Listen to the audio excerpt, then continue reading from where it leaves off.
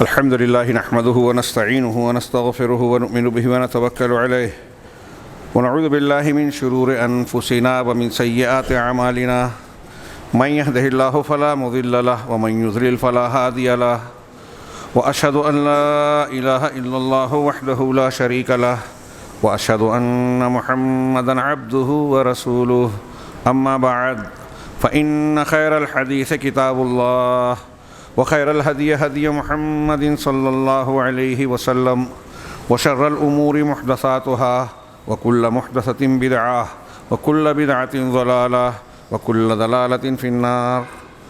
أعوذ بالله من الشيطان الرجيم. بسم الله الرحمن الرحيم.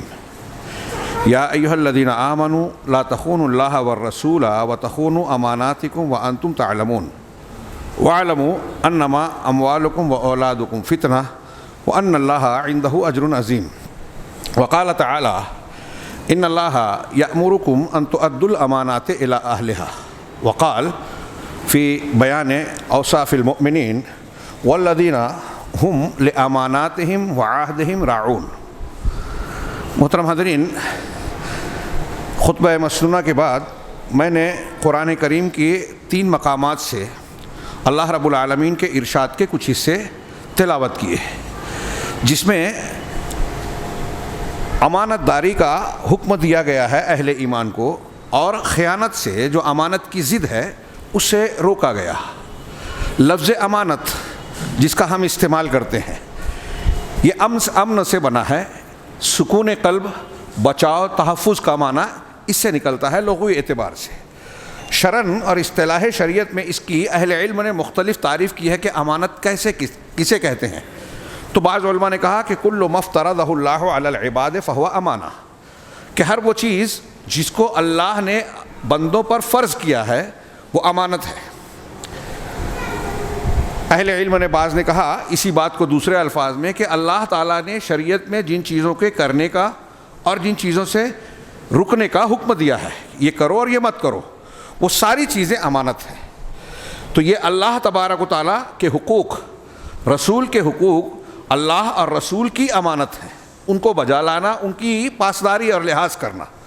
بندوں کے جو حقوق ہیں، بندوں کی ذمہ داریاں ہیں، ایک دوسرے پر متعینہ حقوق ہیں، باپ بیٹے کے، بیوی شوہر کے اور دوسرے رشتوں تعلقات کے، جو بھی حقوق ہیں وہ بندوں کے تعلق سے امانت ہیں. اس اعتبار سے اگر آپ غور کریں تو پوری شریعت امانت کے معنی میں آتی ہے. اللہ رب العالمین کا وہ ارشاد یاد کیجئے سورہ احزاب کے اخیر میں جو فرمایا انا عرضنا الامانۃ علی السماوات والارض والجبال. ہم نے امانت کو آسمانوں، زمین اور پہاڑوں پر پیش کیا. فابین ان یحملنھا واشفقن منھا، سب کے سب اسے اٹھانے سے انکار کر گئے. انکار کہ ہم نہیں اٹھائیں گے اس معنی میں، یا انکار اس معنی میں کہ انہوں نے یہ بتایا، ظاہر کیا کہ ہماری صلاحیت ہے ہی نہیں کہ ہم اس بار امانت کو اٹھا سکیں. وحملھا الانسان، انسان نے اسے اٹھا لیا. کیوں اٹھایا؟ انہ کان ظلوما جہولا، یقیناً وہ بڑا ظالم اور بڑا جاہل ہے. ظالم اسے کہیں گے جس کے اندر انصاف کرنے کی صلاحیت ہو، جاہل اسے کہیں گے جس کے اندر علم حاصل کرنے کی صلاحیت ہو. ظلم اور انصاف، علم اور جہالت یہ انسان کے اندر خوبی ہے، آسمانوں، زمین، پیڑ پودوں اور دیگر مخلوقات میں نہیں ہے. اس لیے انسان اس بات کی صلاحیت رکھتا ہے کہ الامانہ کو اٹھائے. اللہ نے اس شریعت کا مکلف ہمیں اور آپ کو بنایا، انسان و جن کو بنایا، اس لیے کہ انسان ظالم، جاہل اور جو ہے اس کی ضد والی صفات سے متصف ہو سکتا ہے.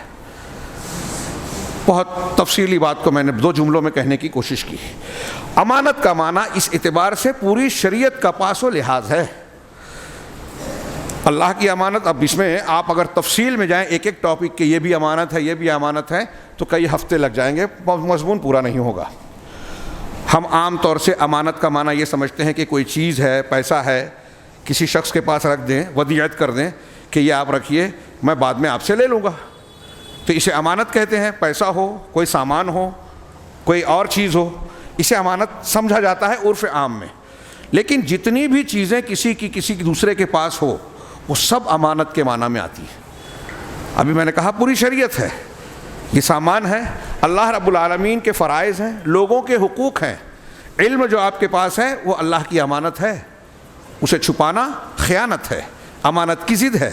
آپ کے پاس کسی کا راز ہے، کوئی مشورہ کیا آپ سے، گھر کے معاملے میں کوئی رازداری برتتا ہے، آپ کو پنچ بناتا ہے، اپنے وہ باتیں بتاتا ہے جو باہر والوں کو نہیں بتاتا، اس گھر کا وہ راز یا انسان کا وہ راز اور وہ بات آپ کے پاس اس کی امانت ہے۔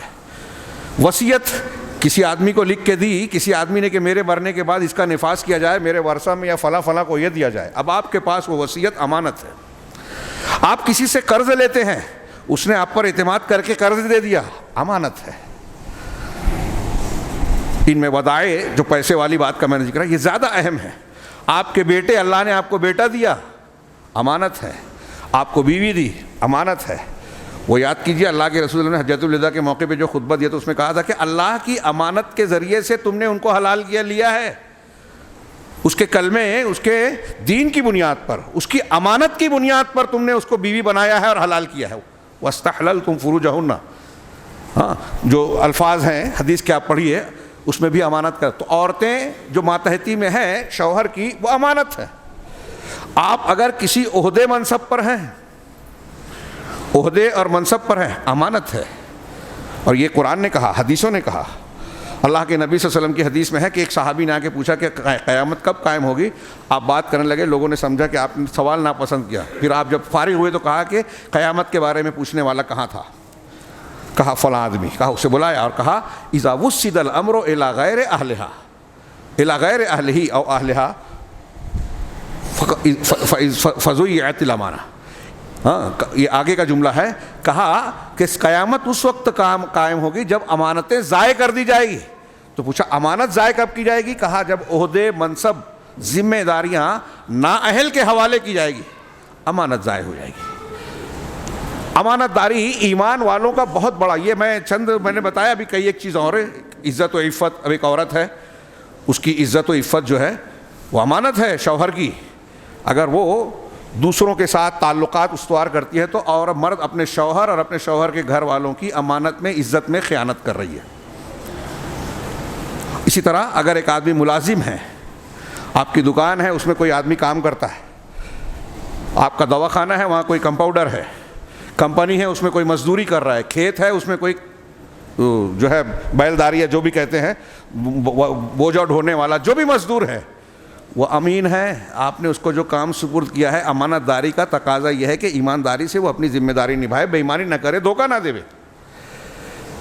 ایسے آپ دیکھیں گے تو ہر کام کہیں نہ کہیں امانت داری سے جڑا ہوا ہے، اور مومن کی یہ صفت ہے کہ وہ امین ہوتا ہے۔ ایک صاحب ایمان امانت دار ہوتا ہے۔ میں نے ابھی سورہ مومنین کی ایک آیت کا ٹکڑا بھی پڑھا جہاں اللہ نے قد افلح المؤمنون سے بیان کیا کہ کون سے مومنین کامیاب ہو گئے جن کی یہ صفات ہیں۔ اسی میں آگے چل کے اللہ رب العالمین نے کہا والذین ہم لاماناتہم وعہدہم راعون۔ یہی بات سورہ معارج میں بھی ہے کہ یہ وہ لوگ ہیں، مومنین اہل ایمان وہ ہیں جو اپنی امانتوں اور اپنے عہد و پیمان کا لحاظ کرتے ہیں، اس کی حفاظت کرتے ہیں، اس کو پورا کرتے ہیں، رعایت کرتے ہیں کہ یہ میرے پاس امانت ہے۔ اہل ایمان کی یہ صفت بیان کی۔ اس کے بالمقابل منافقین کے بارے میں اللہ کے نبی صلی اللہ علیہ وسلم کی وہ حدیث آپ سب کو یاد ہے کہ 40 من کن فیہ کان منافقا خالصا۔ 4 خصوصیات یا صفات، خصلتیں ایسی ہیں جس میں وہ ہوگی وہ پکا منافق ہے۔ تو پہلا اس میں جو ہے وہ کہ جب بات کرے تو جھوٹ بولے، جھگڑا ہو تو جو گالی گلوچ کرے، ہاں وعدہ کرے تو وعدہ خلافی کرے، اور اسی میں ہے وَإِذَا اؤْتُمِنَ خَانَ، اور جب امانت دی جائے تو اس میں خیانت کرے۔ یہ منافقین کی صفت ہے۔ اہل ایمان امانت داری کے معاملے میں پکے ہوتے ہیں کہ اپنی امانتوں کی حفاظت کرتے ہیں، امانت داری کی حفاظت کرتے ہیں۔ نبی کریم صلی اللہ علیہ وسلم ہمارے لیے اسوہ حسنہ، نمونہ ہے۔ آپ کی شخصیت، بلکہ جتنے پیغمبر آئے آپ قرآن اٹھا کے دیکھیے، اکثر پیغمبروں کے بارے میں یا تو ان کے قول میں یا اللہ کی طرف سے ان کی امانت داری کا خاص ذکر کیا گیا ہے۔ حضرت جبرائیل علیہ السلام جو قرآن اور شریعت لے کر آئے اللہ کے نبی صلی اللہ علیہ وسلم کے پاس اور اس امت کے لیے یا تمام انبیاء کے پاس لاتے تھے، ان کو اللہ نے کہا کہ وہ رسول امین ہے، امانت داری کے ساتھ اللہ کا پیغام رسولوں تک پہنچاتے ہیں، اللہ کے حکم کو بجا لاتے ہیں۔ اور محمد صلی اللہ علیہ وسلم بھی امین ہیں، وحی کے امین ہیں۔ انہوں نے دین کو پہنچانے میں کوئی کمی بیشی، خیانت، کوتاہی نہیں کی۔ پورا پورا پہنچایا. ہر نبی کا جملہ دیکھیے قرآن میں ہے انی لکم ناصح امین, کہ میں تمہارا خیر خواہ اور امانت والا ہوں, میں تمہارا خیر خواہ اور امانت والا ہوں. حضرت موسیٰ علیہ السلام کے واقعے دیکھیے سورہ قصص میں, جب مدین پہنچے, غلطی سے قتل ہوا, فرعونی لوگ گرفتار کرنے آئے, اللہ کے حکم سے وہ ہجرت کر گئے, اور جب مدین پہنچے وہاں دیکھا کہ دو عورتیں الگ کھڑی ہیں, دوسرے لوگ اپنی بکریوں کو پانی پلا رہے ہیں. پوچھا کیا بات ہے؟ کہا ہم خواتین ہیں, بعد میں کریں گی. حضرت موسیٰ علیہ السلام بھوکے پیاسے سفر سے تھکے ہارے ہیں, پھر بھی ان دو عورتوں کی مدد کرتے ہیں. ایک نبی کا کردار دیکھیے, اور اس کا کوئی بدلہ نہیں چاہتے کہ چلو موقع ملا ہے کچھ فائدہ اٹھا لیا جائے, پیسہ ہی لے لیا جائے. بلا کسی اجرت معاوضے کے انہوں نے اپنے ہاتھ سے پانی نکال کے ان کی بکریوں کو پلایا اور انہیں بھیج دیا. قرآن میں ہے. اس کے بعد سیدنا موسیٰ علیہ السلام ایک درخت کے نیچے آ کے ٹیک لگا کے بیٹھتے ہیں, اور جو جملہ کہتے ہیں قرآن میں ہے, دعا مانگتے ہیں, رب انی لما انزلت الی من خیر فقیر. میں اکثر اس دعا پہ اور انبیاء کی دعا پہ کہتا ہوں کہ توحید کی دلیل ہے. ہمارے ہاں لوگ پیروں باباؤں اور مخلوقات کے سامنے ہاتھ پھیلاتے ہیں, ان کے در پہ جا کے جھکتے ہیں اور ان سے امیدیں باندھتے ہیں. یہ دیکھیے پیغمبر ہیں حضرت موسیٰ علیہ السلام, اللہ کے نبی جناب محمد رسول اللہ صلی اللہ علیہ وسلم, اور حضرت ابراہیم کے بعد سب سے اونچے درجے کے کلیم اللہ, یہ دعا مانگ رہے ہیں. کوئی کہہ سکتا ہے کہ بعد میں پیغمبریں ملی, لیکن اللہ کی حفاظت اور معاملات تو سے پہلے سے چل رہے تھے, نگرانی. تو حضرت موسیٰ علیہ السلام کا جملہ ہے ربی پروردگار انی لما انزلت الی من خیر, تو جو بھی خیر بھلائی میری طرف اتارے مجھے عطا کرے, فقیر میں اس کا محتاج ہوں. اللہ سے مانگ رہے ہیں, ان عورتوں سے معاوضہ بھی نہیں مانگا, اللہ سے دعا کی. پیغمبر اللہ سے مانگ رہے ہیں, ہم دوسروں سے کیوں مانگ رہے ہیں؟ اگر ان کی طاقت ہوتی تو خود اپنی ضروریات پوری کر لیتے. اللہ سے مانگنے کا مطلب یہی ہے کہ, اور کہہ رہے ہیں میں محتاج ہوں, پیغمبر کہہ رہے ہیں. اور جب پیغمبر محتاج ہے, اللہ سے مانگ رہے ہیں, تو کوئی پیر بابا کیسے کیا ان سے زیادہ درجے والے ہو سکتے ہیں؟ یعنی مطلب وہ محتاج نہ ہوں یا وہ کسی کو کچھ دے سکیں. قرآن اگر لوگ شعور سے پڑھے ہیں تو توحید کا یہ معاملہ بالکل صاف ہوگا. آگے میں جو بیان کرنا چاہتا ہوں امانت داری کا معاملہ, کچھ دیر کے بعد ان دو عورتوں میں سے ایک آئی اور اس نے کہا کہ میرے والد آپ کو بلا رہے ہیں, لیجزیک اجر ما سقیت لنا, میں ہمارے ابا آپ کو بلا, ان ابانا یدعوک, ہمارے والد آپ کو بلا رہے ہیں, لیجزیک اجر ما سقیت لنا, جو آپ نے ہمارے جانوروں کو ہم کو سیراب کیا ہے اس کا کچھ بدلہ دینا چاہتے ہیں, خود سے کہا. بہرحال اس کے بعد وہ چلے. تفسیری روایات میں ہے کہ حضرت موسیٰ نے ان سے کہا کہ تم پیچھے چلو, میں آگے چلتا ہوں, پیچھے سے راستہ بتانا, کیونکہ اگر خاتون آگے چلے گی تو بار بار نظر پڑے گی. نبی کا کردار کتنا صاف ستھرا ہے دیکھیے, کہ میں کسی اجنبی عورت کو دیکھوں بھی نہیں, بار بار بہکوں گا بھی نہیں. تو پیچھے تو یہی سب چیزیں دیکھ کر جب گھر پہ گئے تو جو گفتگو ہوئی, انہوں نے قصہ سنا, اور حضرت صاحب مدین نے, کچھ کہتے ہیں حضرت شعیب لیکن یہ صحیح نہیں ہے, اہل علم نے دلیلیں دی, تو انہوں نے کہا کہ آپ ہمارے یہاں رہو, اور شادی کی پیشکش کی. تو اس سے پہلے ان کی وہ لڑکی جو بلانے گئی تھی, اس نے اپنے والد سے کہا کہ ان کو اپنا اجیر رکھ لیجئے, یا ابت استاجر ہو, ابا جان اس آدمی کو اپنے یہاں ملازم اجیر رکھ لیجئے, اجرت پر آدمی کام کرنے والا. اس کے بعد جو جملہ کہا وہ بیان کرنا چاہتا تھا. اس نے کہا کہ ان خیر من استاجرتہ قوی امین, کہ سب سے بہتر اجیر جس کو آپ رکھتے ہیں اس کو دو قسم کے, دو صفت والے ہوتے ہیں. قوی جو طاقت رکھتا ہے, اپنا کام کر سکتا ہے آسانی سے, اور امین جو امانت دار ہے, دھوکہ نہ دے, بے ایمانی نہ کرے, خیانت نہ کرے. اس دو ملاقات میں اس عورت نے کیسے معلوم کر لیا کہ موسیٰ علیہ السلام قوی بھی ہیں, امین بھی ہیں؟ قوی اس طرح سے کہ اکیلے پانی پلایا تھا پورے ریوڑ کو, امین اس طرح سے کہ ساتھ میں آئے تھے, ان کا کردار دیکھ لیا تھا. تو ایک انسان اچھا مزدور بھی اس وقت ہو سکتا ہے, کام کرنے والا بھی, جس کے اندر امانت ہو. انبیاء کرام علیہم السلام کا کام سب سے زیادہ امانت کا تقاضا کرتا تھا, لہذا اللہ رب العالمین نے ان کو سب سے زیادہ امانت والا بنایا, اور اس کو بیان بھی کیا. اور ہم نبی کریم صلی اللہ علیہ وسلم کی سیرت طیبہ اور اسوہ حسنہ میں دیکھ سکتے ہیں کہ امانت داری آپ کا ایک نمایاں صفت وصف تھا. یوں تو اللہ کے رسول صلی اللہ علیہ وسلم کی جو خوبی آپ دیکھیں اخلاقی, بہادری, سخاوت, شرم و حیا, غصہ طاقت آ جانے کے باوجود سامنے والے کو معاف کر دینا, گناہ کرنے والے کو معاف کر دینا, اس طرح سے جتنی بھی صبر ہے, قناعت ہے, شکر ہے, ساری چیزیں اعلیٰ ترین ہے، اس کے جیسا کوئی نہیں نظر آئے گا اللہ کے رسول صلی اللہ علیہ وسلم کے درجے کا دنیا میں. ہر معاملے میں کوئی انسان ہر معاملے میں اتنا اعلیٰ نہیں ہوتا جتنا جناب محمد رسول اللہ صلی اللہ علیہ وسلم تھے. ایک آدمی بہت اچھا کسی ایک چیز میں، دو چیز میں، تو باقی میں نہیں رہتا. اس تفصیل میں نہیں جاتا. امانت داری آپ کی اتنی نمایاں تھی کہ مشرکین کا معاشرہ بھی، جیسا کہ آپ اور ہم جانتے ہیں، آپ کو صادق، سچا اور امین یعنی امانت دار کہتا تھا. نبی کریم صلی اللہ علیہ وسلم کے پاس اپنے ودائع اور اپنی ودیتیں، چیزیں، امانتیں رکھتا تھا. مشرکین کا طبقہ بھی، یہاں تک کہ اس وقت بھی رکھتا تھا جب نبوت کے اعلان کے بعد آپ سے دشمنی رکھتے تھے. اس کا ثبوت یہ ہے کہ شب ہجرت جب اللہ کے نبی صلی اللہ علیہ وسلم مدینہ کے لیے گھر سے نکلنے لگے اور حضرت علی کو اپنے گھر روکا، اپنے بستر پر سونے کے لیے کہا، تو مکہ والوں کی امانتیں ان کے حوالے کی اور کہا کہ یہ فلاں فلاں فلاں کی امانتیں ہیں، لوٹا دینا. کتنی زبردست مثال اور تعلیم ہے یہ. اللہ کے نبی صلی اللہ علیہ وسلم کو جو لوگ مارنے کے لیے تلواریں لے کے کھڑے ہیں، جو متفق ہیں، ان کی امانتیں آپ کے پاس رکھی ہے. کیسا معاشرہ اور کیسے انسان تھے سوچئے. یہ بھروسہ تھا، دشمنی، ساری دشمنیوں کے باوجود مکہ والوں کو یہ بھروسہ تھا کہ محمد صلی اللہ علیہ وسلم کے پاس امانت رکھیں گے تو یہ بے ایمانی نہیں کریں گے، ضائع نہیں کریں گے، یہ خیانت نہیں کریں گے. آج مسلمانوں کا، ہمارا اور آپ کا اس کا کچھ پرسنٹ بھی کردار ہے، 5-10% بھی، کہ بازار کا، مارکیٹ کا پیسہ لے کے ڈبوئیں گے نہیں، کسی کی امانت میں خیانت نہیں کریں گے. صرف پیسے لین دین اور کاروبار کی ہی بات نہیں ہے. ہمارے آپس میں جو ایک دوسرے کے راز ہوتے ہیں، تھوڑی سی ناراضگی ہو گئی تو ہم لوگوں کا راز، گھر کی باتیں افشا کرتے ہیں، یار اس کے گھر میں تو ایسا ہے. تھوڑی سی ناراضگی ہو گئی. رسول اللہ صلی اللہ علیہ وسلم سے کتنی دشمنی تھی مکہ والوں کی، اور امانت رکھی ہے. جانتے تھے کہ یہ امین ہے، یہ خیانت نہیں کریں گے. آج مسلمانوں کے بارے میں غیر مسلم یہ بولے گا کہ یہ بہت ایماندار ہوتے ہیں، ہم سے کتنی بھی دشمنی ہو لیکن یہ ہم کو دھوکہ نہیں دیں گے. اگر ہم جناب محمد رسول اللہ صلی اللہ علیہ وسلم کی سیرت کے مطابق زندگی گزاریں تو یہ ہوگا، پکا ہوگا.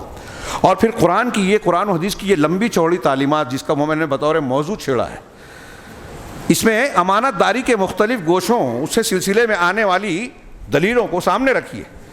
تو آتے ہیں، وقت بہت محدود ہوتا ہے جمعہ کے خطبے کا. میں جو آیتیں پڑھا اس میں ایک آیت میں نے سورہ انفال کی سب سے پہلے پڑھی. اللہ کے نبی جناب محمد، اللہ تبارک و تعالیٰ نے فرمایا، یا ایھا الذین آمنوا، اے ایمان والو. ہم کو اور آپ کو اللہ کہہ رہا ہے، ہمارا رب کہہ رہا ہے. ہاں، بعض صحابہ کہتے تھے کہ جب اللہ تعالیٰ یا ایھا الذین آمنوا کہو تو ایک ایمان والا اس کی طرف متوجہ ہونا چاہیے کہ ہمارا پروردگار ہم کو پکار رہا ہے. اور جب یا ایھا الذین آمنوا کہہ رہا ہے تو اس کے بعد کوئی حکم دے گا یا کسی چیز سے منع کرے گا، اور جو حکم دے گا، جو منع کرے گا، یہ اس بات کی دلیل ہے کہ اللہ نے یا ایھا الذین آمنوا کہہ کے پکارا ہے. تو ایمان کا یہ تقاضا ہے کہ اب جو بات کہی جا رہی ہے وہ مانو گے تو تم ایمان والے ہو، ورنہ نہیں. اے ایمان والو، اللہ نے آگے کہا، لا تخونوا اللہ والرسول وتخونوا اماناتکم. اللہ کا کلام ہے. سمندر کوزے میں، ہاں ایک سمندر لوٹے میں ہے کہ اے ایمان والو، اللہ اور اس کے رسول کی خیانت نہ کرو، وتخونوا اماناتکم، اور اپنی امانتوں کی خیانت بھی نہ کرو. ولا تخونوا ہی کے معنی میں لا کا عطف مانیں گے کہ اپنے آپس میں بھی جو ایک دوسرے کے معاملات ہوتے ہیں، امانتیں ہوتی ہیں، وہ پیسے کی شکل میں ہو، علم کی شکل میں ہو، راز کی شکل میں ہو، کسی اور چیز کی شکل میں ہو، جو تمہاری آپس کی امانتیں بھی ہیں اس میں بھی خیانت نہ کرو. اللہ کی، رسول کی اور آپس کی امانتوں میں خیانت نہ کرو. وانتم تعلمون، اور تم جانتے بوجھتے یہ کرو. جانتے بوجھتے ایسا بالکل نہیں کرنا. اس کا مطلب کہ اگر لا علمی میں، جہالت میں، بھول چوک میں ہو گئی تو اللہ نہیں پکڑے گا. جانتے بوجھتے ایسا نہ کرو. ہاں، وَاعْلَمُوا، اور یہ یاد رکھو، انما اموالکم و اولادکم فتنہ. یہ یاد رکھو کہ تمہارے مال اور تمہاری اولاد فتنہ ہے، آزمائش ہے. دنیا کے چکر میں، ان کی خواہش میں، ان کی محبت میں انسان جب پیسے کے پیچھے پڑتا ہے تو اللہ اور اس کے رسول کی امانت میں خیانت کرتا ہے، ان کے احکامات کو پامال کرتا ہے. اسی کا ذکر کیا کہ یہ مال اولاد جو ہے نا تمہارے لیے فتنہ ہے، آزمائش ہے دنیا میں. جائز طریقے سے ان سے محبت کرنا، ان کا حاصل کرنا کوئی ممنوع نہیں ہے، لیکن ان کے چکر میں پڑھ کر اگر تم نے اللہ اور اس کے رسول کے حکم کی مخالفت کی، کسی کا حق مارا، کسی پر ظلم کیا، تو تم امتحان میں ناکامیاب ہو رہے ہو. وہ پیسہ، وہ بددیانتی کے ساتھ حاصل کی ہوئی دولت، وہ اولاد جس کے ساتھ تم نے ایسی محبت کی کہ اللہ اور رسول کی محبت کو پامال کر دیا، وہ تم کو فائدہ نہیں پہنچائیں گے. یہ تھوڑے دن کی بات ہے، رہیں گے، چلے جائیں گے. ہو سکتا ہے وہی بیٹا تم کو گھر سے کل نکال دے. اگر شریعت کی پابندی نہیں کی، اس کو صحیح تربیت نہیں دی، امانت سکھائی نہیں، امانت داری کی نہیں، جب آپ نے اس کو دین نہیں سکھایا تو آپ نے اس کو امانت داری نہیں سکھائی، آپ نے اس امانت کی خیانت کی۔ دنیا سکھا رہے ہیں، ڈاکٹر انجینئر بنا رہے ہیں، لیکن توحید نہیں سکھا سکے، خود ہی نہیں سیکھے، دین نہیں سیکھے جو سیکھنا فرض ہے۔ اللہ نے دوسری علموں کو تو ایسے دے دیا کہ آپ سیکھ لیں، پڑھ لیں، تجربہ کر لیں، لیکن علم دین کے لیے نبی اتارا، نبی بھیجا، کتاب اتاری، شریعت کی، اس کی حفاظت کا ذمہ لیا۔ لوگوں نے ہزاروں کروڑوں لاکھوں لوگوں نے قربانیاں دے کر قرآن و حدیث کو محفوظ کیا، ہم اور آپ پڑھنے اور سننے کے لیے تیار نہیں ہیں، فرصت نہیں ہے۔ موبائل سے فرصت ملے، گھر سے فرصت ملے، ہمارے نزدیک گیہوں، چاول، لہسن، پیاز بہت اہم ہے، قرآن حدیث اہم نہیں ہے۔ یہ امانت میں خیانت کی ایک شکل ہے، ناقدری ہے۔ تو اللہ کہہ رہا ہے کہ تمہارے مال اور تمہارے اولاد فتنہ ہے، آزمائش ہے، امتحان ہے۔ تو اللہ نے کہا آگے کہ وَأَنَّ اللَّهَ عِندَهُ أَجْرٌ عَظِيمٌ، اگر ان چیزوں کو اپنے مقام پر رکھ کے تم نے امانتوں کو ادا کیا، تھوڑی دیر اگر بچے کے ساتھ تکلیف اٹھے کہ ٹھیک ہے سو رہا ہے، ہمارا دل چاہتا ہے کہ بچہ سوتا رہے لیکن اذان ہو گئی ہے، اسے اٹھایا جائے، یہ تکلیف تھوڑی سی برداشت کی، امانتوں کا لحاظ رکھا، اللہ کے احکامات کو پورا کیا، تو جان لو کہ اللہ کے یہاں اجر عظیم ہے۔ یہ آیت جو ہے بڑی جامع آیت، میں نے کہا کہ پوری کتاب ہے۔ اللہ کہہ رہا ہے کہ اللہ کی خیانت مت کرو، رسول کی نہیں، اور آپس کی۔ یہ تین چیزوں کی تین خیانت، اللہ کی خیانت کیا ہے، رسول کی خیانت کیا ہے، اور پھر جو ہے آپس کی خیانت۔ اس کو میں کہہ رہا ہوں کہ سال بھر بیان کر سکتے ہیں خطبوں میں، ایک ایک عنوان لے کر۔ علامہ ابن کثیر رحمہ اللہ نے اللہ اور اس کے رسول کی خیانت کی ایک مثال دیتے ہوئے حدیث بیان کی اس سلسلے میں۔ بخاری مسلم کی حدیث ہو، صحیحین میں حضرت حاتب بن ابی بلتہ رضی اللہ تعالیٰ عنہ کا واقعہ ہے۔ آپ واقعہ جانتے ہیں، میں شارٹ میں اپنے الفاظ میں بیان کر رہا ہوں وقت بچانے کے لیے، کہ جب اللہ کے رسول صلی اللہ علیہ وسلم نے خفیہ طور پہ یہ طے کیا، آپس میں چند لوگوں میں بات تھی کہ مکہ والوں پہ حملہ کرنا ہے، فتح مکہ یا صلح حدیبیہ والے واقعے سے پہلے، تو ابھی بات چیت کر رہے ہیں، اور چند صحابہ کو پتہ ہے، حضرت حاتب بن ابی بلتہ رضی اللہ تعالیٰ عنہ ایک صحابی ہیں جو بدری صحابی ہیں، اہل بدر میں سے ہیں، ان کے بیوی بچے مکہ میں تھے۔ انہوں نے قریش کو ایک خط لکھا کہ اللہ کے رسول صلی اللہ علیہ وسلم آپ کے اوپر حملہ کرنے والے ہیں، یعنی اللہ کے رسول صلی اللہ علیہ وسلم کا راز، مسلمانوں کا راز، ایک پلان جو تھا خفیہ، بہت سے مسلمانوں کو بھی جس کی خبر نہیں ہے، اس کی اطلاع دینے کے لیے خط لکھ کے بھیجا۔ ایک مشرکہ عورت کو دیا اور اس سے کہا کہ مکہ والوں تک پہنچا دو۔ وہ لے کر نکلی۔ اللہ تبارک و تعالیٰ نے حضرت جبرائیل کے ذریعے سے جناب محمد رسول اللہ صلی اللہ علیہ وسلم کو خبر دی، ایسا ایسا معاملہ ہے۔ آپ نے حضرت علی، حضرت مقداد، حضرت زبیر رضی اللہ عنہم، تین صحابہ کو کہا، بلایا اور کہا کہ ایسی ایسی ایک عورت ہے، تم جاؤ گے تو فلاں فلاں کنویں کے پاس وہ ملے گی، اس کے پاس ایک خط ہے، اس کو گرفتار کر لو اور اس کا خط برآمد کر لو، لے کے آؤ۔ یہ لوگ پہنچے، عورت ملی جہاں اللہ کے رسول نے بتایا تھا، وہی کنویں کا نام لے کر بتایا تھا۔ تو حضرت علی نے کہا کہ تمہارے پاس جو خط ہے وہ لاؤ۔ اس نے کہا میرے پاس کوئی خط نہیں ہے۔ اب اللہ کے رسول نے کہا تو کیا ہماری طرح تو صحابہ تھے نہیں، یقین رکھتے تھے کہ نبی نے کہا ہے تو غلط تو ہو ہی نہیں سکتا۔ تو کہا کہ دیکھیے ہمیں اللہ کے رسول صلی اللہ علیہ وسلم نے بتایا ہے کہ تمہارے پاس خط ہے، پکا ہے آپ کے پاس، اگر تم خط نہیں نکالو گے تو ہم تمہارے کپڑے اتار دیں گے خط ڈھونڈنے کے لیے۔ تو اس نے کہا نہیں دیتی ہوں، لیکن مشرکہ تھی لیکن حیادار تھی، آج کے جیسی مہذب نہیں تھی، اس زمانے کی مہذب تھی جاہلی ہوتے ہوئے۔ کہا نہیں میں خط دیتی ہوں، میرے کپڑے مت اتارو۔ اپنے بال کے جوڑوں سے خط نکال کے حوالے کیا، نبی صلی اللہ علیہ وسلم کے پاس لایا گیا، کھولا دیکھا تو اس میں کہ حاتب بن ابی بلتہ کی طرف سے مکہ کے قریش کے پاس کہ اللہ کے رسول صلی اللہ علیہ وسلم کا ایسا ایسا پروگرام ہے۔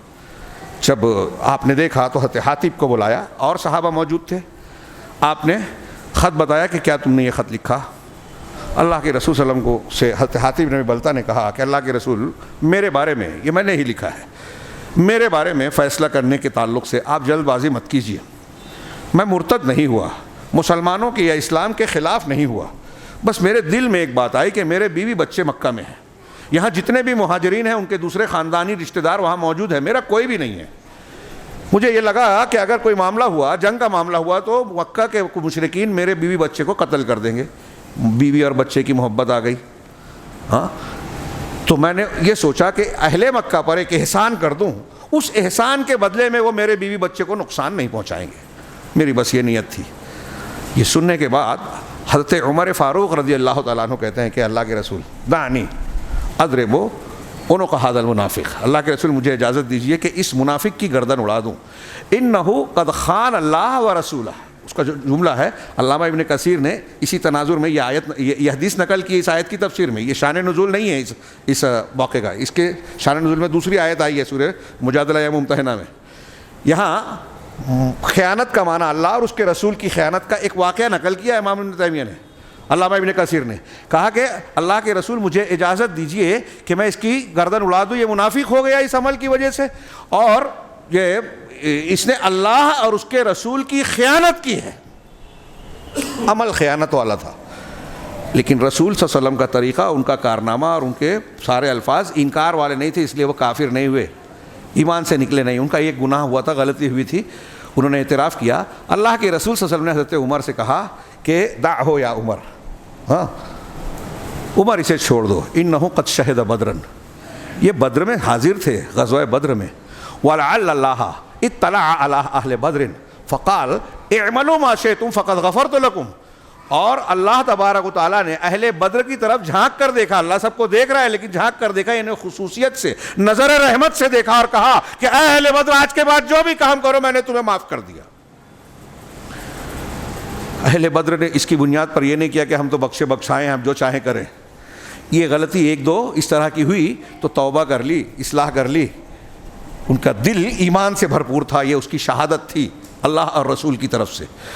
تو میں یہ عرض کر رہا تھا کہ اب اللہ اور اس کے رسول کے راز کو پہنچانا، یہ علامہ ابن کثیر رحمہ اللہ نے جو ہے اس کی مثال دی کہ یہ اللہ اور اس کے رسول کی خیانت ہے. بعض علماء نے، آپ اس کو تفسیر میں دیکھیں گے تو اللہ اور اس کے رسول کی خیانت مت کرو کا مطلب اللہ اور رسول نے جو شریعت دی ہے، جو فرائض مقرر کیے ہیں، حقوق متعین کیے ہیں، اس کو ترک مت کرو، اس کو چھوڑو مت، اس کی مخالفت مت کرو، ورنہ اللہ اور اس کے رسول کی خیانت ہوگی. رسول کی خیانت کے معنی میں کہا کہ اللہ کے رسول کی سنت کا ترک کرنا اور ان کی نافرمانی اور مخالفت کرنا رسول کی خیانت ہے. اور اسی میں جوڑ لیجئے کہ اللہ کے رسول صلی اللہ علیہ وسلم کی شریعت اور آپ کے قول و حدیث کے مقابلے میں امام کی بات، بزرگ کی بات، پیر کی بات، باپ دادا کی بات، اپنے نفس کی بات کو اگر کوئی مانتا ہے کہ نہیں نہیں مجھے حدیث سمجھ میں نہیں آتی، لوگ یہ کہیں گے تو کیا کریں گے، اگر اس کو رد کرتا ہے اور کسی شرعی بنیاد کی بجائے کسی اور بنیاد پر کسی اور کی بات کو مانتا ہے، تو اللہ کے رسول صلی اللہ علیہ وسلم کے حق میں خیانت کر رہا ہے. رسول کے مقام پر امام کو، پیر کو بیٹھا رہا ہے کہ پیر صاحب کی مانوں گا، جو عبادت انہوں نے بتائی بدعتی وہ کروں گا، جو سنت ہے وہ نہیں مانوں گا. اللہ کے رسول صلی اللہ علیہ وسلم نے ایک دعا بتائی، اس میں کمی لگتی ہے. اللہ کے رسول نے جن شیطان کا اور دوسرا علاج بتایا اس میں کمی لگتی ہے. پیر بابا نے ہمارے ارد گرد کے میڈ ان انڈیا طریقوں اور دعاؤں کو سہارا بنا کر لوگ وہ رقیہ کر رہے ہیں، دکان چلا رہے ہیں، تو اللہ اور اس کے رسول کی خیانت کر رہے ہیں. پوری شریعت میں دیکھیے جہاں جہاں یہ ہو رہا ہے کہ رسول کے طریقے اور تعلیم کو چھوڑ کر آپ نے کوئی اور چیز مانی، آپ کو پتہ چل گیا نماز میں یہ سنت ہے، نہیں مان رہے ہیں، میرے امام کا مسلک نہیں ہے. اب اس کی کتنی بھی تعویل کریں، مجھ کو الزام دے کہ مولانا صاحب اختلافی بات کر رہے ہیں، لیکن آپ خود اپنے دل سے فتویٰ پوچھیے کہ رسول کی بات معلوم ہونے کے بعد کوئی ایک دلیل آپ بتا دیجئے کہ اس کو چھوڑ دینا جائز ہے کسی مسلمان کے لیے. وہ سنت ہے، مستحب ہے، اس کا درجہ کیا ہے یہ الگ بات ہے. یہ رسول کا طریقہ ہے. اللہ کے رسول صلی اللہ علیہ وسلم یہاں قمیص میں بٹن لگاتے تھے، یہ ہم کو اگر پتہ چل گیا تو ایک مومن بندہ رسول کے مقابلے میں دنیا کے کسی بڑے سے بڑے انسان کو پسند کر سکتا ہے کہ اس کا طریقہ ہم اختیار کریں رسول کا چھوڑ کے. اگر وہ ایسا سمجھتا ہے تو ایمان والا ہے ہی نہیں، منافق ہے، خیانت کرنے والا ہے. اللہ کے رسول کی سنتوں کو چھوڑ کر کسی اور کو اختیار کرنا. ہاں، اسی طریقے سے خیانت کے معنی میں ایک بات حضرت عروہ بن زبیر نے بیان کی. اسی آیت کی تفسیر میں علامہ ابن کثیر نے قول نقل کیا، کہا کہ اس کا مطلب یہ ہے کہ لا تظہروا لہ الحق ما یرضی بہ منکم، کہ ایسا مت کرو. اللہ کے رسول کے ساتھ خیانت کا ایک طریقہ یہ بھی ہے کہ تم اللہ کے رسول صلی اللہ علیہ وسلم کے سامنے ایسا کام کر رہے ہو، ایسی بات کہہ رہے ہو، حق کا اظہار کر رہے ہو جس سے اللہ کے رسول خوش ہو جائیں.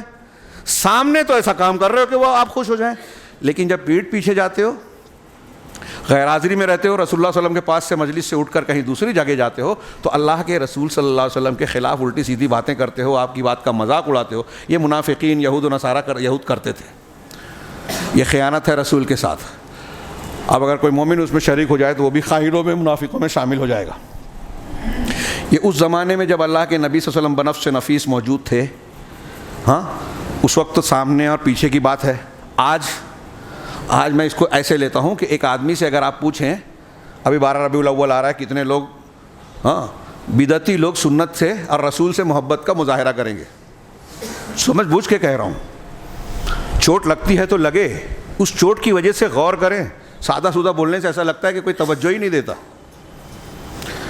اللہ کے نبی صلی اللہ علیہ وسلم کی سنتوں کو قدم قدم پر پامال کریں گے, کہیں گے اللہ کے رسول کی کا دامن نہیں چھوڑیں گے, اور وہ بدعتی تہوار منائیں گے جو نہ اللہ کے رسول نے منایا, نہ صحابہ نے, نہ تابعین نے, نہ تبع تابعین نے, چاروں اماموں نے نہیں مانا, یہ مناتے ہیں. یہ خود خیانت ہے شریعت کی, اللہ اور اس کے رسول کی. تو میں آج کے زمانے میں یہ جو عروہ بن زبیر کا قول ہے کہ سامنے کچھ اور پیچھے کچھ, آج اس کی شکل یہ ہے کہ زبان سے تو آج ایک مسلمان کہتا ہے کہ میں رسول اللہ صلی اللہ علیہ وسلم کو ماننے والا ہوں, محبت کرنے والا ہوں, آپ کی اتباع کرتا ہوں, آپ کی میٹھی میٹھی ہو کھٹی کھٹی ہو جو بھی سنت ہے سب پہ عمل کرتا ہوں. کھٹی اس معنی میں کہ کہیں تکلیف ہو رہی ہے, کہ کسی سنت پر عمل کرنے میں, ختنہ کرانے میں تکلیف ہو رہی ہے, لیکن کرا رہے ہیں کہ سنت ہے, شعار ہے. تو اللہ کے نبی صلی اللہ علیہ وسلم کی جو بھی سنت ہے مانتا ہوں, یہ زبان سے تو کہتا ہے, لیکن عمل میں نفس کے خلاف سنت آ گئی. شادی بیاہ گھر میں ارے چلتا ہے اتنا, لین دین کرنا ہے, ارے سودی لین دین نہیں کریں گے تو ہندوستان میں ترقی نہیں کر پائیں گے, چلتا ہے اتنا. کالج میں جا رہی ہے بچی, بے پردہ ہو رہی ہے, شادی میں اختلاط ہو رہا ہے, اب آج کا ماحول ہے, چلتا ہے, اس کے بغیر چل ہی نہیں پائے گا. فلاں جگہ کام کرنا ہے, رشوت دیے بغیر کام نہیں چلے گا, کیا کریں گے. اسکول کھولی ہے, مدرسہ تک کھولا ہے, تو وہاں ضرورت سے زیادہ فیس اور زبردستی جو ہے پیسہ لے رہے ہیں, اس کے بغیر چلے گا کیسے, ہم کمائیں گے کیسے, چلتا ہے. ہر جگہ ہم نے راستے ڈھونڈ لیے ہیں. شریعت کو اس طرح دیکھے تو کسی میدان میں نہیں ہے کہ ہر جگہ ارے تھوڑا سا موقع ملا ہے, چھٹی ملی ہے تو انجوائے کر لیں, کھیل کود. ہاں نوجوان کر رہے ہیں, ہاں یہی تو عمر ہے نا, تھوڑا کھیل کود کر لینا تو بعد میں دیکھا جائے گا, ابھی کر لو, رمضان میں توبہ کر لیں گے. تھوڑی دیر کے لیے سوچئے, میں جو کہہ رہا ہوں 2-4 مثالیں میں نے دی ہیں. زندگی کے ہر میدان میں یہ مزاج بن گیا ہے ہمارا کہ ابھی عمر ہے, ابھی موقع ہے, ابھی یہ کر لیتے ہیں, پھر بعد میں یہ ہے. شادی روز روز تھوڑی ہوتی ہے. اللہ کا امتحان بھی کبھی کبھی سمجھ میں آتا ہے کہ عام حالات میں سبھی بولتے ہیں میں اللہ اور رسول سے محبت کرتا ہوں. امتحان اس وقت ہوتا ہے جب اللہ اور اس کے رسول کی محبت کے سامنے کوئی دوسری محبت آ جائے, آپ کے خواہش نفس آ جائے, باپ دادا اور فلاں کی رسم و رواج آ جائے, اس وقت امتحان ہوتا ہے کہ آپ یہ چنتے ہیں یا یہ چنتے ہیں. وہاں آپ فیل ہو گئے تو آپ نے خیانت کی, امتحان میں فیل ہو گئے. جانتے بوجھتے مخالفت کر رہے ہیں کہ ہاں چلو جوانی ہے, ہاں کبھی کبھی ہوتا ہے, ہاں عورتوں کی خواہش ہے, ہاں بچے چاہتے ہیں. تو عورتوں کی خواہش اور بچوں کی چاہت میں اگر آپ نے شریعت کو پامال کیا تو آپ اللہ اور اس کے رسول کی خیانت کر رہے ہیں. یہ اس معنی میں آگے کہ تمہارا مال اور تمہاری اولاد فتنہ ہے, اس کے چکر میں آگے تم خیانت مت کرو. اسی طریقے سے اب دیکھے جائے تو میں نے یہ کہا کہ یہ امانت داری کا یہ تقاضا ہے, مثال دی. تھوڑے سے امانت کے کچھ چیزیں. وقت ہو گئے.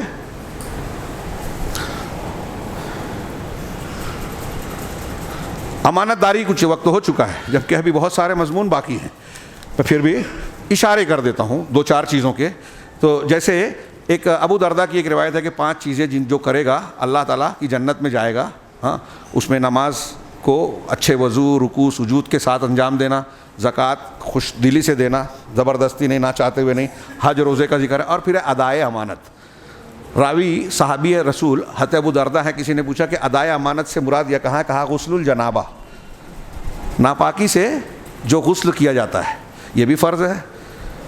جب آپ پاک ہوں گے تبھی نماز روزہ ادا کر پائیں گے, یہ بھی فرض ہے, تو یہ بھی امانت کے معنی میں داخل ہیں. اسی طریقے سے اگر کسی انسان کو کوئی علم ملا ہے, آپ عالم دین ہیں, اللہ تبارک و تعالیٰ نے کچھ دین کا علم سکھایا ہے. اب اگر ایک آدمی آپ سے آ کے کوئی سوال پوچھتا ہے, آپ جانتے ہیں کہ قرآن حدیث کا یہ فیصلہ ہے لیکن آپ نہیں بتا رہے. ابھی ہمارے ہاں جیسے 3 طلاق کا مسئلہ, کتنا مذاق بنا, قانون بنا دیا گورنمنٹ نے, اور اس کے بہت بڑے ذمہ دار ہمارے یہاں وہ لوگ ہیں جو اپنے مسلک کے چکر میں صحیح بات قرآن و حدیث کی بیان کرنے سے گریز کرتے رہے. ایک نے بھی یہ نہیں کہا ٹی وی چینل پہ یا کہیں کہ حلالہ کرنا شریعت میں جائز ہے ہی نہیں, جبکہ غیر مسلم اسلام کے نام سے مذاق اڑاتے رہے, حلالے کے نام سے. وہ حدیث ہے, اللہ کی لعنت ہے حلالہ کرنے والے اور حلالہ کروانے والے پر. اللہ کی لعنت ہے, جس کو رسول کہہ رہے ہیں وہ حلال ہو سکتا ہے کیا جو لعنتی کام ہے؟ مفتی صاحب فتویٰ دے رہے تھے اور دیتے ہیں کہ ایسا کرنے سے حلالہ کر لیا آپ نے تو پہلے شوہر کے لیے بدعت مطلب وہ جائز ہو جاتی ہے پھر سے 3 طلاق کے بعد۔ اب علم ہے آپ کو کہ اللہ کے رسول نے لعنت بھیجی اور آپ فتویٰ دے رہے ہیں، تو یہ خیانت ہے کہ نہیں ہے؟ خیانت ہے یہ علم کی۔ ان الذین یکتمون ما انزلناہ من البینات من الہدی والبینات، کہ جو لوگ اللہ کی نازل کی ہوئی ہدایت اور بینات کو جو اللہ نے اتارا ہے اسے چھپاتے ہیں، اولئک یلعنہم اللہ من بعد ما بیناہ، اولئک یلعنہم اللہ ویلعنہم اللاعنون، ان پر اللہ کی لعنت ہوتی ہے، فرشتوں کے بھی۔ علم سیکھنے والے کو فرشتے دعا دیتے ہیں، پر بچھاتے ہیں، چونٹیاں دعا دیتی ہے علم پھیلانے سیکھنے اور پھیلانے والوں کے لیے، اور جو چھپاتے ہیں ان پر لعنت بھیجتے ہیں۔ اب ہمارے یہاں بہت سارے لوگ ملیں گے آپ کو مسلمان جو بینک میں کام کر رہے ہیں، بیمہ کے ایجنٹ ہیں، اسٹاک ایکسچینج میں پیسے لگا رہے ہیں۔ میں نے سنا یہاں جلگاؤں کے کوئی صاحب ہیں، عالم بنتے ہیں یا ہے پتہ نہیں کیا ہے، سنا ہے، ایک کلپ بھیجی تھی وہ میں سن نہیں سکا، وہ اڑ گئی۔ تو وہ جگہ جگہ جا کے یہ تبلیغ کر رہے ہیں۔ میں نے ابھی مالیگاؤں میں ذکر کیا تھا ایک خطبے میں لوگوں کے بتانے پہ کہ لوگ کہتے ہیں کہ بھائی امام اور مؤذن کے حالات بہت خراب ہیں، تو ان کے معاشی حالات کو مستحکم بنانے کے لیے ہم ان سے پیسہ لے کے یا ان کی طرف سے اسٹاک ایکسچینج میں شیئر خرید رہے ہیں، اور ان کے یہاں ان کی جماعت ہے۔ ہمارے پرسنل لا کے جو صدر صاحب آج کل ہیں، خالد سیف اللہ رحمانی صاحب، بہت کھل کے کہہ رہا ہوں، ضرورت ہے اس کی۔ ان لوگوں کا ایک گروپ تھا، یہ فتوے دیتے ہیں فلاں فلاں کمپنی میں آپ شیئر خرید سکتے ہو۔ سود کو حرام کیا اللہ نے، مولوی صاحب حلال بول رہے ہیں۔ بیمہ میں کچھ شرطیں لگا کے بعض شکلوں میں ہو سکتا ہے کچھ جواز کی شکل بنے، لیکن عمومی طور سے جو کہا جاتا ہے ہندوستان میں بغیر اس کے کام نہیں چلے گا، ترقی نہیں ہوگی، شیئر خرید لیجئے۔ اللہ تعالیٰ قرآن میں کہتا ہے کہ اللہ سود کو مٹاتا ہے، صدقے کو بڑھاتا ہے، بیع و شرع کو حلال میں برکت دیتا ہے، سود کی برکت مٹ جاتی ہے۔ مولوی صاحب کہہ رہے ہیں کہ سود سے اب ترقی کرو گے، آپ اور ہم سمجھ رہے ہیں سود کر کے، چوری کر کے، دھوکہ دے کے ترقی کریں گے۔ قرآن حدیث کہہ رہے ہیں برکت اڑ جائے گی حرام سے، ہم سمجھ رہے ہیں مولوی صاحب فتویٰ دے رہے ہیں۔ تو جو فتویٰ دے رہا ہے حرام کو حلال اور حلال کو حرام بنا رہا ہے، وہ بے ایمانی کر رہا ہے، خیانت کر رہا ہے۔ وہ خیانت کے اپنے اپنے مقام اور درجات ہیں، اس کا جیسا نقصان ہے، حرام کھانا، امت کو نقصان پہنچانا، یہ جتنا بڑا ہوگا اتنا بڑی خیانت، اتنا بڑا گناہ ہوگا۔ اللہ کے رسول صلی اللہ علیہ وسلم کی طرف جھوٹی حدیث بیان کر رہے ہیں، خیانت ہے۔ حدیث ہے من کذب علی متعمدا فلیتبوأ مقعدہ من النار، جو مجھ پر جان بوجھ کر جھوٹ باندھے وہ اپنا ٹھکانہ جہنم بنا لے۔ کتنے لوگ جھوٹی حدیثیں بیان کر رہے ہیں اپنے مسلک کو ثابت کرنے کے لیے، فضائل بیان کرنے کے لیے۔ قرآن حدیث میں جو صحیح باتیں ہیں، کیا وہ کم ہے، کمزور ہے؟ اس کے بغیر کام نہیں چلے گا۔ کیا آپ کمی پوری کر رہے ہو بناوٹی حدیثوں سے؟ جھوٹی حدیثیں بیان کر رہے ہیں، غلط فتویٰ دے رہے ہیں، دلیلوں کے پیش کرنے کا موقع نہیں ہے، وقت زیادہ ہو رہا ہے۔ ہاں، اسی طریقے سے آپ کے گھر کا راز میں نے ابھی بتایا، ہاں، کوئی آپ سے مشورہ کر رہا ہے تو اللہ کے رسول اللہ کی لمبی حدیث کا ایک جملہ ہے، المستشار امین، جس سے مشورہ طلب کیا جائے وہ امین ہے، امانت دار ہے۔ اور میں نے ابھی اشارہ کیا کہ کوئی ودیعت آپ کسی کے پاس رکھ رہے ہیں، کوئی آپ کے گھر میں آپ کا بچہ ہے، آپ کی بیوی ہے، یہ امانت ہے، وصیت ہے، امانت ہے، کوئی راز ہے کسی کا، امانت ہے۔ ان ساری امانتوں کا لحاظ کرنا یہ ایمان کا تقاضا ہے۔ اللہ تعالیٰ نے اہل ایمان کی نشانی بتائی، والذین ھم لاماناتہم وعہدہم راعون، کہ جو لوگ امانتوں اور اپنے عہد و پیمان کی رعایت کرتے ہیں۔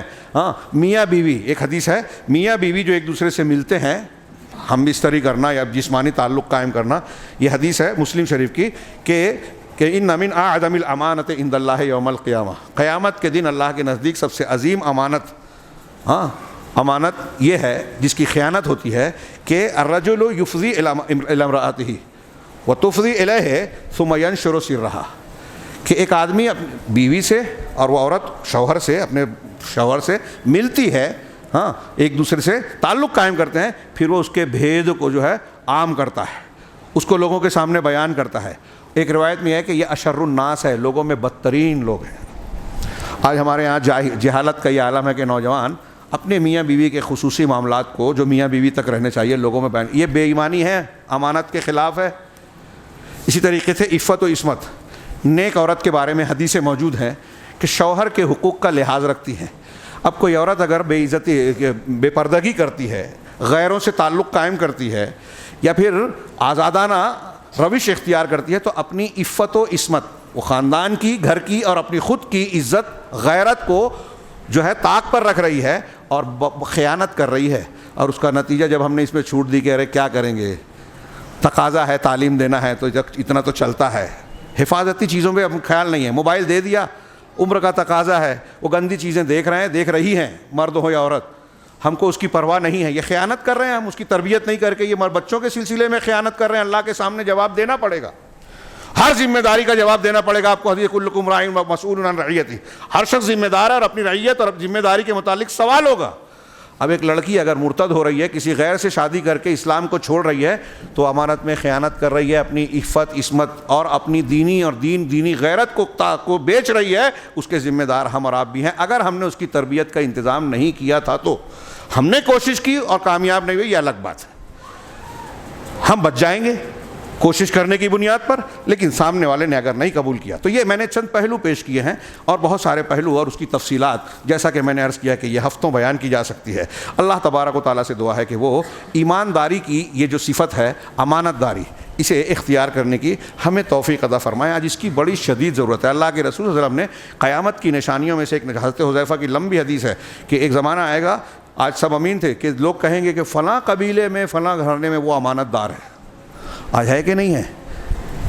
ایماندار اور امانت دار کو ڈھونڈنا پڑتا ہے، نہیں ملتے تو چلو توڑی کرتے کہ دوسروں سے تو بہتر ہے، الیکشن ہوتا ہے تو بولتے ہیں ارے ہاں سب تو چور ہیں، سب تو ایسے ہیں، سب تو ویسے ہیں، یہ اس سے بہتر ہے، یہ اچھا ہے، کسی قدر بہتر ہے، اور کوئی بہت اچھا جاتا ہے تو وہ رہ نہیں پاتا زیادہ دن اچھا۔ یہ عہدے مناصب میں نے اشارہ کیا کہ جب امانتیں ضائع ہوگی، اللہ کے رسول نے کہا فانتظر الساعہ، تو قیامت کا انتظار کرو۔ اب یہ امانتیں، ایک اسکول ہے، اسکول میں کون لوگ ذمہ دار ہیں، مسجد میں کون لوگ ذمہ دار ہیں، حکومت کے سیاسی ذمہ دار کون ہیں، پڑھے لکھے ہیں، اہل ہیں۔